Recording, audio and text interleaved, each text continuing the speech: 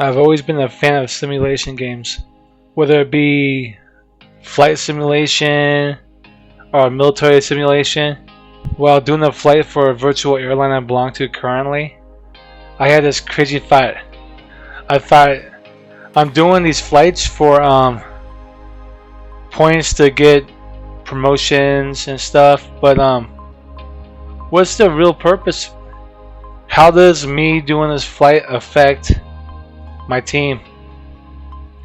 Then my mind started really thinking, what if I combined my love of military simulation, Arma 3, with my love of flight simulation?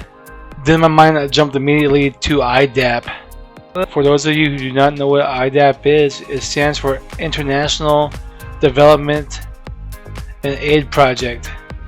It's a sub-faction on Arma 3 where they're an NGO or a non-government organization that helps people in wartime by supplying food, water, medicine, medical treatment.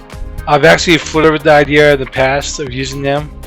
In the past milsim I actually ran years ago, and it was actually pretty interesting. It's hard playing a combat game without weapons, and this creates a new challenge in general. So I thought that'd be an awesome, bold group to try to recreate IDAP in these two genres, flight sim and milsim. This group would be split into 3 different subcategories. It would be IDAP personnel, which would be the Arma 3, people on the ground playing, doing aid in the war zones. Then there would be a private military faction where it would offer protection for the IDAP personnel. And then we come to our flight sim. Our flight sim would be doing logistical support in their flight sim, not in Arma 3. So if you have Microsoft Flight Simulator, X-Plane 12, X-Plane 11, whatever you have, you would be doing regular virtual airline missions with a twist. And I'll explain how in a minute. How it would work is the director, the CEO of IDAP would get a broad mission. Like let's say for example, our organization is asked to provide aid to a small part of Mexico. I, as a CEO, would tell my IDAP field director and the leader of my security forces, I want to provide medical, food, and water to this small town in Mexico. They would get together and they would make a plan on how many vehicles, what kind of supplies they would need in the ground. And they would send the order form up to the director of flight operations. This is where us flight sim people come into this.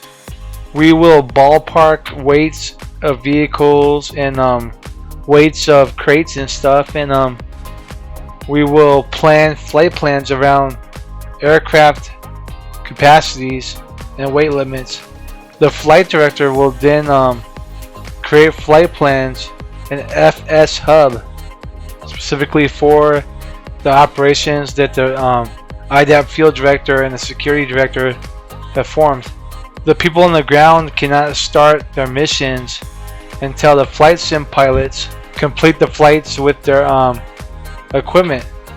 If it's a large order, they'll probably prioritize the more important vehicles first in the flight. So any equipment they order, they cannot use until the corresponding flight lands in the area of operation. So once the planes land, the equipment's there and the ground personnel could take care of it in Arma 3. There will also be some small bush missions for the IDAP virtual airline pilots besides the main operations, so that you could keep your hours up and have small challenges, fly smaller aircraft as well as big aircraft.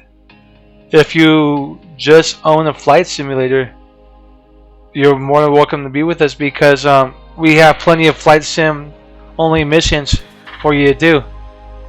If you just own Arma 3 and you don't do flight sim, you're more than welcome to stay with us, because we have a lot of missions that are just for Arma 3 that the flight sim people can't do. If you own both, You can do both. You could be a pilot / security force, or you could be a pilot / IDAP.